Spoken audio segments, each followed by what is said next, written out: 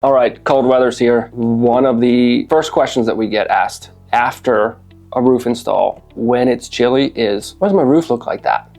And it's always wavy shingles. They always just kind of take a few days or sometimes a few weeks for the sun to hit them and bake them and get them to lay flat. And when you think about it, it makes sense. It's an asphalt-based product. If you've ever kind of been stuck in traffic on the highway and you're driving there, you're like, what's going on? And you see asphalt being laid down. What are they doing with it first? It's in a big machine. It's being heated up. There's steam coming off of it. You can smell how hot it is because asphalt's just more malleable whenever it's warm. So the shingle having a specific shape it needs to hold, if it's 35 degrees whenever we're installing the roof and it's chilly, they will eventually lay flat, but they just need a little bit of sunshine to hit them. So it's just the #1 question we get asked. This is the time of year where we get those calls like, hey, I had a great experience, everything went well, but why does my roof kind of look different than my neighbor's? And that's the only reason why. It's an asphalt-based product. It needs to be heated up a little bit in order for it to take its final shape, but it's totally normal.